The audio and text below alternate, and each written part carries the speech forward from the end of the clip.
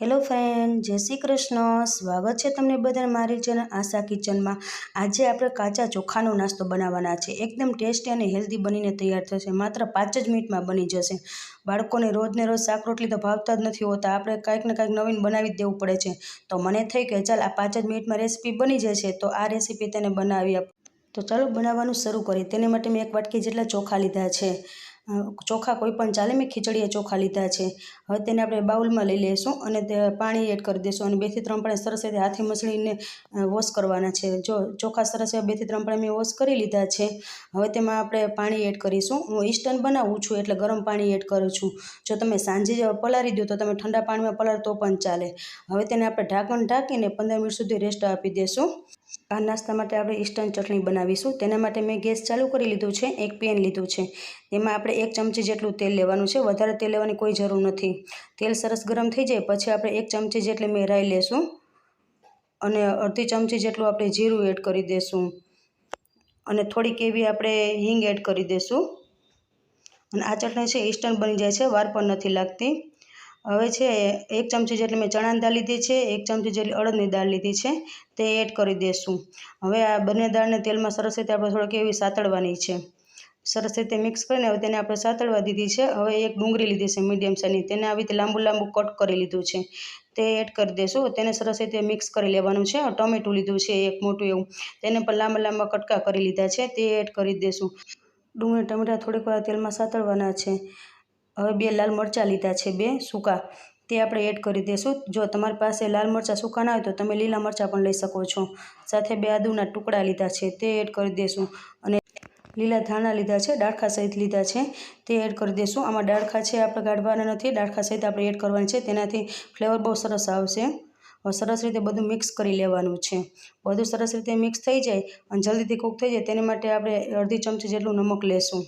નમક એડ કરીને સરસ રીતે બધું આપણે મિક્સ કરી લેવાનું છે. હવે તેમાં અડધી ચમચીથી ઓછી હળદર પાવડર એડ કરી દઈશું. બધું એવું સરસ મિક્સ કરી દીધું છે. હવે જો તમને આમાં લાલ મરચું પાવડર એડ કરવું હોય તો તમે કરી શકો છો, પણ હું નથી કરતી. હવે તેમાં આપણે થોડુંક પાણી એડ કરી દઈશું. બધું સરસ રીતે મિક્સ કરીને ઢાંકણ ઢાંકી દઈશું 1 મિનિટ સુધી. હવે ઢાંકણ ખોલી લેશું.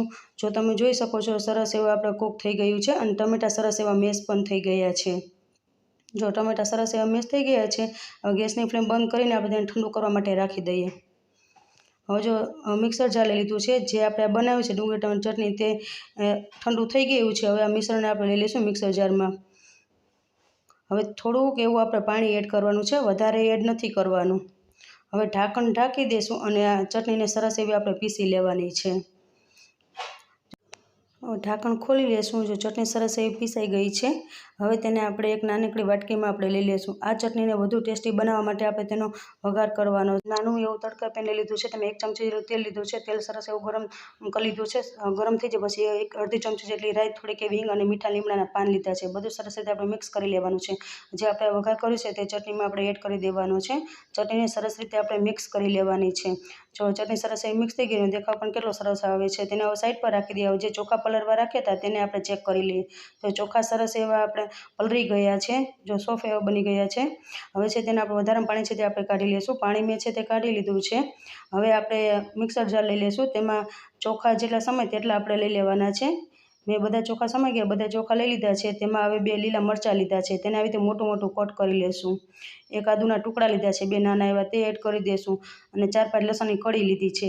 હવે આમાં પાણી હું એડ નથી કરતી, થોડી ખાટી છાશ છે તે મેં લીધી છે. તેની જગ્યાએ તમે પાણીનો પણ ઉપયોગ કરી શકો છો. હવે આપણે ઢાંકણ બંધ કરીને આપણે પીસી લેવાનું છે. જો હવે ઢાંકણ ખોલી લઈશું. સરસ એવું પીસાઈ ગયું છે, સ્મૂથ એવું બેટર બની ગયું છે. હવે આપણે મિક્સિંગ બાઉલ લેશું. તેમાં આપણે આ પીસી લીધું છે તે લઈ લઈશું. બધું મિક્સિંગ બાઉલમાં લઈ લીધું છે. હવે તેમાં મેં નાની વાટકી જેટલો ચણાનો લોટ લીધો છે, તે એડ કરી દઈશું. જો તમારી પાસે ચોખાનો લોટ પડ્યો હોય તો તમે ચોખાનો લોટનો પણ ઉપયોગ કરી શકો છો. તો આ નાસ્તો બનતા વાર પણ નથી લાગતી.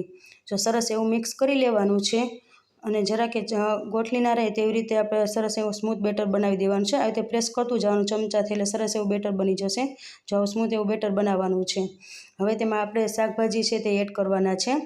મેં ડુંગળી લઈ લીધી છે મોટી, તેનું ઝીણું ઝીણું કટ કરી લીધું છે. ગાજરનું પણ ઝીણું કટ કરી લીધું છે. ટમેટાનું પણ કરી લીધું છે. સાથે લીલા ધાણા પણ લીધા છે. હવે આપણે ટમેટાને છે તે આપણે એડ કરી દઈશું. સાથે થોડાક ટમેટા છે તે બચાવીને રાખી દઈશું. તે જ રીતે ગાજર પણ એડ કરી દેવાનું છે અને થોડુંક બચાવીને રાખવાનું છે. ડુંગળીને એડ કરી દેશું અને થોડુંક બચાવીને રાખી દઈશું. લીલા ધાણાને પણ એડ કરી દેવાના છે. લીલા ધાણા પણ છે એડ કરી દીધા છે. હવે જે આપણે આ બચાવીને રાખ્યું છે તે આગળ આપણે તેનો ઉપયોગ કરવાના છીએ. હવે તેને સાઈડ પર રાખી દે. હવે ચમચાની મદદથી સરસ રીતે બધું મિક્સ કરી લેવાનું છે. જો સરસ એવું મેં મિક્સ કરી લીધું છે. હવે તેમાં આપણે થોડાક મસાલા છે તે એડ કરીશું, જેથી આપણે આ નાસ્તો છે એકદમ ટેસ્ટી એવો બનીને તૈયાર થાય. 1 ચમચી જેટલું ધાણા જીરું પાવડર એડ કરી દઈશું. અડધી ચમચી જેટલી હિંગ એડ કરી દઈશું. આમાં તમારે અજમા એડ કરવા તો પણ ચાલે.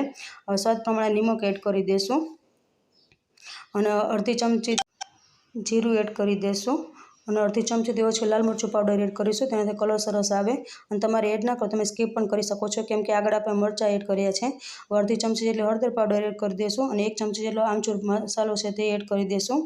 અને સાથે લીમડાના પાન લીધા છે તેને ઝીણું ઝીણું કટ કરી લીધું છે તે એડ કરી દઈશું અને લીલા ધાણા લીધા છે તે એડ કરી દઈશું.